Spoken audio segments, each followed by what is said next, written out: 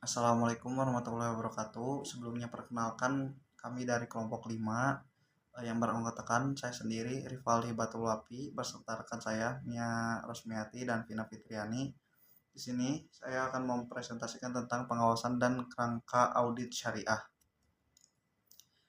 Landasan audit dan pengawasan syariah. Yang pertama dalam surat Al-Hujurat ayat 6 yang artinya hai orang-orang yang beriman, jika datang kepadamu orang fasik membawa suatu berita, maka periksalah dengan teliti agar kamu tidak menimpakan suatu musibah kepada suatu kaum tanpa mengetahui keadaannya, yang menyebabkan kamu menyesal atas perbuatan itu. Ayat ini menunjukkan pentingnya pemeriksaan secara teliti atas sebuah informasi karena bisa menjadi penyebab terjadinya musibah atau bencana dalam konteks audit syariah. Pemeriksaan laporan keuangan dan informasi keuangan lainnya juga menjadi sangat penting, mengingat keduanya dapat menjadi sumber malapetaka ekonomi berupa krisis dan sebagainya jika tidak dikelola dengan maksimal. Audit syariah dapat dimaknai sebagai suatu proses untuk memastikan bahwa aktivitas-aktivitas yang dilakukan oleh institusi keuangan Islam tidak melanggar syariah atau pengujian keputusan syariah secara menyeluruh terhadap aktivitas lembaga keuangan syariah. Berikutnya dalam surat Al-Asr ayat 1-3 yang artinya demi masa sesungguhnya manusia itu benar-benar dalam kerugian kecuali orang-orang yang beriman dan mengejar amal saleh dan menasehati supaya menaati kebenaran dan menasehati supaya menepati kebenaran. Ayat-ayat dalam surat ini menunjukkan bahwa manusia pada umumnya akan mengalami kerugian kecuali jika mampu saling memberi nasihat. Saling memberi nasihat di sini dalam praktik LKS dapat diartikan bahwa adanya suatu bagian khusus yang bertugas untuk melihat kekurangan atau melakukan pengujian atas produk-produk LKS. Bagian yang khusus bertugas di sini adalah DPS yang akan memegang kendali kesyariahan produk. Secara operasional perbankan, pengendalian dilakukan oleh suatu audit intern atau intern auditor yang lebih fokus pada pengendalian non-syariah. Berikutnya, yang kedua menurut hadis. Hadis riwayat Abu Daud dari Abu Hurairah, Rasulullah SAW bersabda yang artinya, aku jadi yang ketiga di antara dua orang yang berserikat selama yang satu tidak khianat kepada yang lainnya. Apabila yang satu berkhianat kepada pihak yang lainnya, maka keluarlah aku darinya. Hadis Nabi riwayat Tirmidzi dari Amr bin Auf yang artinya perdamaian dapat dilakukan di antara kaum muslimin kecuali perdamaian yang mengharamkan yang halal atau menghalalkan yang haram, dan kaum muslimin terkait dengan syarat-syarat mereka kecuali syarat yang mengharamkan yang halal atau menghalalkan yang haram. Hadis Nabi dikeluarkan Ibnu Majah dari Ibadah Ibnu Samit dalam Sunan atau Kitab Al-Ahkam nomor hadis 1332 dan diriwayatkan oleh Ahmad dari Ibnu Abbas dan Malik dari Yahya yang artinya Rasulullah SAW menetapkan tidak boleh membahayakan atau merugikan orang lain dan tidak boleh pula membalas bahaya kerugian yang ditimbulkan oleh orang lain dengan bahaya perbuatan yang merugikannya. Mekanisme pengawasan bank syariah. Pengaturan dan pengawasan bank syariah yang dilakukan oleh BI atau Bank Indonesia meliputi aspek produk dan transaksi.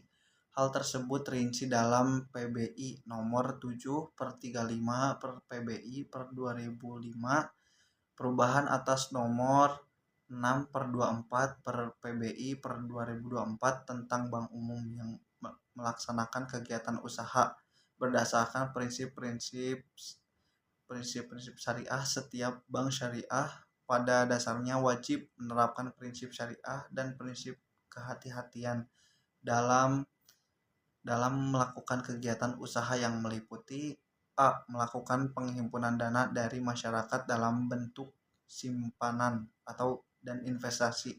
Antara lain, yang pertama giro berdasarkan prinsip wadiah, yang kedua tabungan berdasarkan prinsip wadiah dan atau murabahah, atau yang ketiga deposit berjangka berdasarkan prinsip murabahah.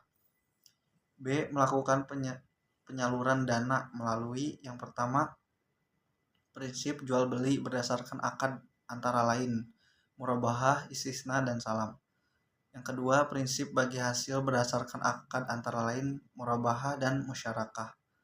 Yang ketiga, prinsip sewa menyewa berdasarkan akad antara lain ijarah muntahiyah bitamlik. Yang keempat, prinsip-prinsip meminjam berdasarkan akad qard. C. Melakukan pemberian jasa pelayanan perbankan berdasarkan akad antara lain. Yang pertama, wakalah, yang kedua, hawalah, yang ketiga, kafalah, yang keempat, ran. D. Membeli, menjual, dan atau menjamin atas risiko sendiri surat berharga pihak ketiga yang diterbitkan atas dasar transaksi nyata berdasarkan prinsip syariah. E. Membeli surat berharga berdasarkan prinsip syariah yang diterbitkan oleh pemerintah atau Bank Indonesia, dan lain-lain. Mengingat beragam kegiatan bank syariah ditambah dengan kewajiban menaati aturan syariah, maka proses pengawasan melalui lembaga independen menjadi urgen dilakukan. Dalam konteks Indonesia, tugas mengawasi aspek syariah dari operasional bank syariah ini menjadi kewenangan Dewan Syariah Nasional atau disingkat DSN. DSN adalah lembaga yang dibentuk oleh Majelis Ulama Indonesia atau MUI yang mempunyai fungsi melaksanakan tugas-tugas MUI dalam menangani masalah yang berhubungan dan aktivitas lembaga keuangan syariah. Salah satu tugas pokok DSN adalah mengkaji, menggali, dan merumuskan nilai dan prinsip-prinsip hukum Islam atau syariah dalam bentuk fatwa untuk dijadikan pedoman dalam kegiatan transaksi di lembaga keuangan syariah. Kerangka audit syariah. Audit syariah dapat dimaknai sebagai suatu proses untuk memastikan bahwa aktivitas-aktivitas yang dilakukan oleh institut keuangan Islam tidak melanggar syariah atau pengujian keputusan syariah secara menyeluruh terhadap aktivitas lembaga keuangan syariah. Tujuan audit syariah adalah untuk memastikan kesesuaian seluruh operasional LKS dengan prinsip dan aturan syariah yang digunakan sebagai pedoman bagi manajemen dalam pengoperasiannya. LKS secara berkala harus membuat laporan keuangan yang menggambarkan kondisi keuangan LKS pada waktu tertentu. Laporan keuangan adalah catatan informasi keuangan suatu perusahaan pada suatu periode akuntansi yang dapat digunakan untuk menggambarkan kinerja perusahaan tersebut. Laporan keuangan adalah bagian dari proses pelaporan keuangan. Laporan keuangan yang lengkap biasanya meliputi yang pertama raca laporan laba rugi komprehensif, yang ketiga laporan perubahan ekuitas, yang keempat laporan perubahan posisi keuangan yang dapat disajikan berupa laporan arus kas atau laporan arus dana, yang kelima catatan dan laporan lain serta materi penjelasan yang merupakan bagian integral dari laporan keuangan. Salah satu komponen dalam catatan laporan keuangan adalah pengungkapan yang berhubungan dengan menerapkan konsep syariah. Dengan demikian, maka KAP yang melakukan audit atas LKS dan adalah KAP yang mengurusi transaksi syariah, sehingga opini auditor yang dikeluarkan biasanya bisa sepenuhnya dipercaya. Pengurus atas transaksi syariah bagi KAP sangat diperlukan agar informasi yang disampaikan dalam hal ini opini auditor bisa terbebas dari peringatan peringatan.